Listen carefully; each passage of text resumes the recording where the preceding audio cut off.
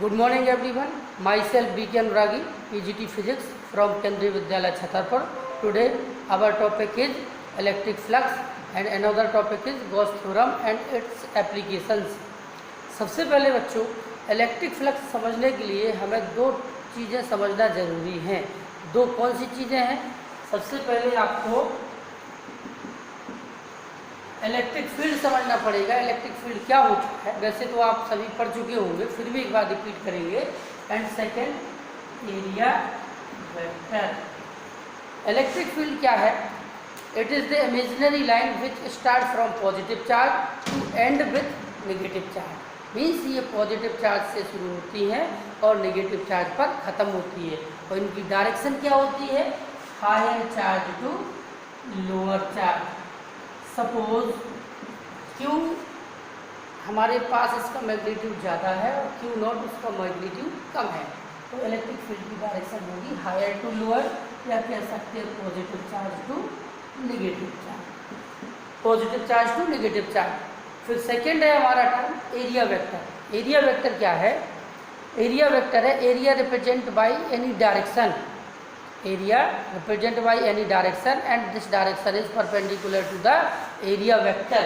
कोई भी एरिया है, ये सपोज एरिया है, यहाँ पर स्मॉल सेगमेंट हम उसका एज्यूम कर लेते हैं, स्मॉल पार्ट एज्यूम कर लेते हैं, तो उसके परपेंडिकुलर डायरेक्शन होगी, तो उसको कहेंगे एरिया वेक्टर। वेक्टर वर्ड जुड़ चुका है, मतलब एरिया वेक्टर आपकी वेक्टर क्वांटिटी हो गई।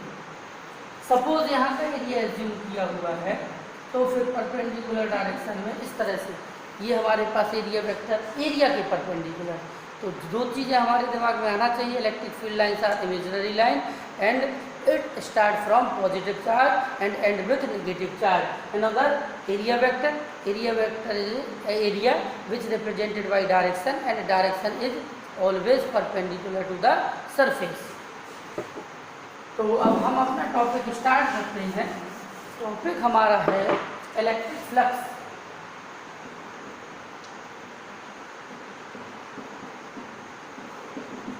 Electric flux means total number of line of force which pass any surface normally is called electric flux. Suppose ये हमारे पास इलेक्ट्रिक फील्ड है। इलेक्ट्रिक फील्ड में हमने कोई भी इस तरह से एरिया ले लिया है, यानी ये यूनिफॉर्म इलेक्ट्रिक फील्ड है, इसकी डायरेक्शन हमने यहाँ पे ले लिया, एज्यूम कर लिया है, एरिया ले लिया है। अब उसकी कुछ पार्ट्स हम देखते हैं। सपोज यहाँ का एरिया हमने एज्यूम किया, तो डायरेक्शन इस तरह से होगी along the electric field. Suppose यहाँ पे एरिया लिया, एरिया वेक्टर की direction perpendicular to the surface and electric field in positive X direction. तो यहाँ पे जो एंगल बनेगा वो आपका हो जाएगा 90। सपोज हमने यहाँ का एरिया एज्यूम किया होगा, तो एरिया वेक्टर की डायरेक्शन ये एंड इलेक्ट्रिक फील्ड की डायरेक्शन ये, मीन्स इसमें एंगल हो गया है थीटा एंगल हो गया है।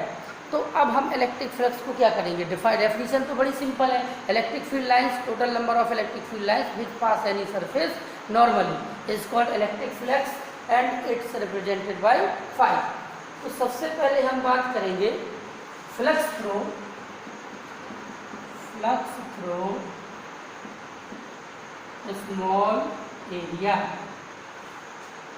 स्मॉल एरिया कहीं पर भी एज्यूम करें, कुछ भी इसको नाम दे दें, ds, कहीं पर भी स्मॉल एरिया को ds नाम दे देंगे। तो suppose small flux to d phi which is equal to E into ds। यदि इस डायरेक्शन में देखें, इस पॉइंट पर हम देखें, इलेक्ट्रिक फील्ड और एरिया वेक्टर दोनों की डायरेक्शन सेम है, मीन्स क्या हो गया है, उसमें कोई एंगल नहीं है, तो सिंपल मल्टीप्लाई हो जाएगा E into ds।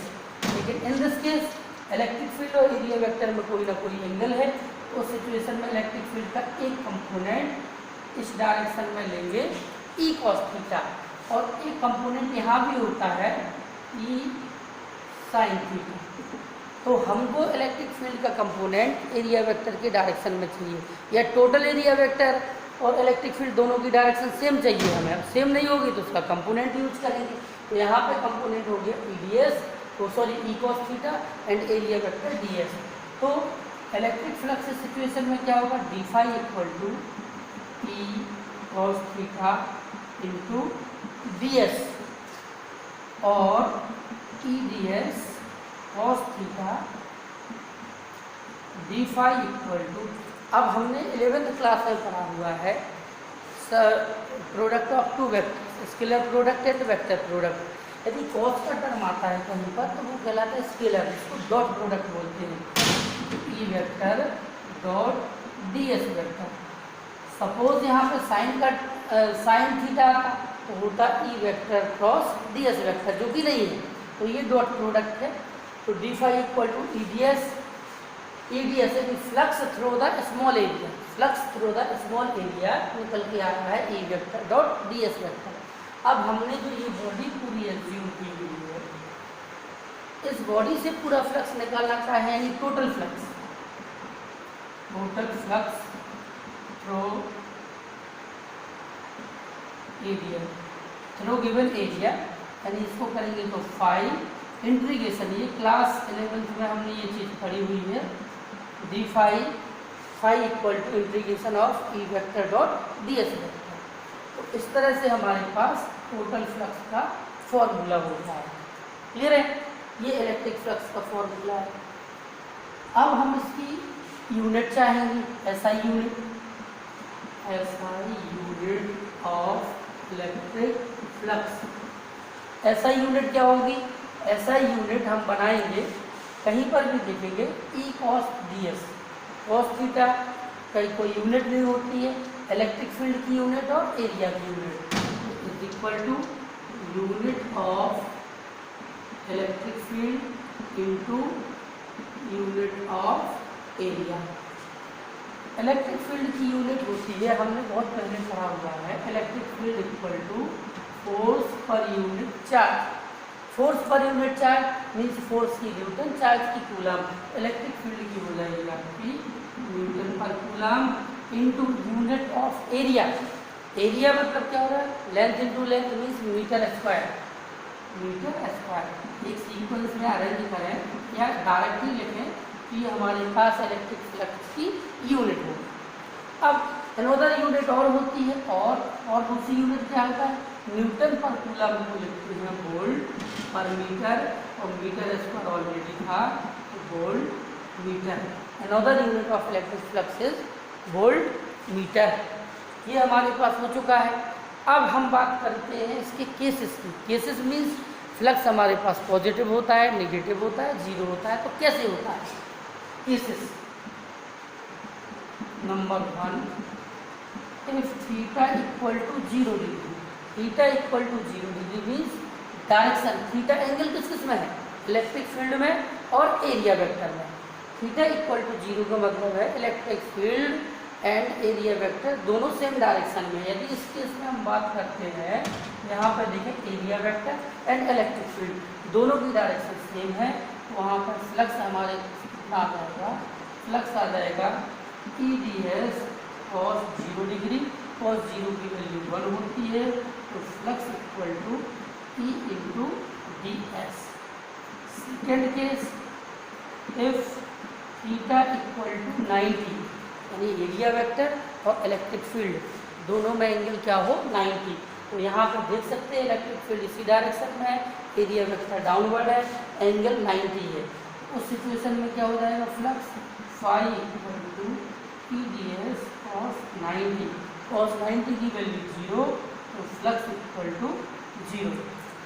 Third case और है, third, if theta equal to 180 degree, theta equal to 180 degree, इसका मीनिंग क्या है, सपोज ध्यान दें इलेक्ट्रिक फील्ड लाइंस की डायरेक्शन यहाँ पे है, positive to negative, electric field lines यहाँ पे है, और ये एरिया वेक्टर ब्लैक वाला हमने एज्यूम किया है, एरिया वेक्टर की डायरेक्शन यहाँ है और इलेक्ट्रिक फील्ड की डायरेक्शन यहाँ है, तो उसमें एंगल हो जाएगा 180 डिग्री।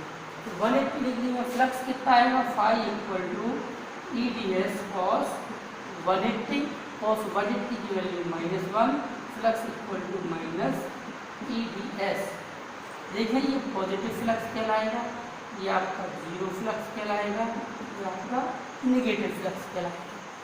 तो इसको मैं रिपीट करता हूँ, ये हमारे पास सरफेस ले लिया है हमने कोई भी, इसमें टॉप भी है, बॉटम भी है, इधर भी है, इधर भी है। इलेक्ट्रिक फील्ड लाइन्स यहाँ पे है। सपोज ये एरिया एज्यूम किया, इलेक्ट्रिक फील्ड लाइन्स भी वहीं पे होंगी, दोनों की डायरेक्शन सेम, इस सिचुएशन में फ्लक्स मैक्सिमम होगा। Suppose area electric field lines इसी डायरेक्शन में, ये एरिया एज्यूम किया, यहाँ पे हमें फ्लक्स फाइंड आउट करना है, तो एरिया वेक्टर अपवर्ड डायरेक्शन में और इलेक्ट्रिक फील्ड यहाँ पे हॉरिजॉन्टल में, एंगल 90 का, यानी इस सरफेस से इलेक्ट्रिक फ्लक्स 0 होगा।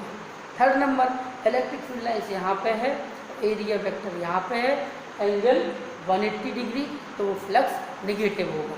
तो डेफिनेशन में स्टार्टिंग में बताइए हमने, total number of electric field lines which pass any surface normally, normally means perpendicularly. तो देखो इस सरफेस को नॉर्मली बोल सकते हैं, इलेक्ट्रिक फील्ड लाइन्स यहाँ जा रही हैं, और इस सरफेस इस तरह से पास हो रही है नॉर्मली, तो इन दोनों जगह पे इलेक्ट्रिक फ्लक्स है, और जबकि इस सरफेस को पेनिट्रेट नहीं कर रही है, पेनिट्रेट नहीं कर रही है, तो यहाँ पर फ्लक्स 0 होगा। तो ये हमारा आज का टॉपिक था, इलेक्ट्रिक फ्लक्स क्या होता है।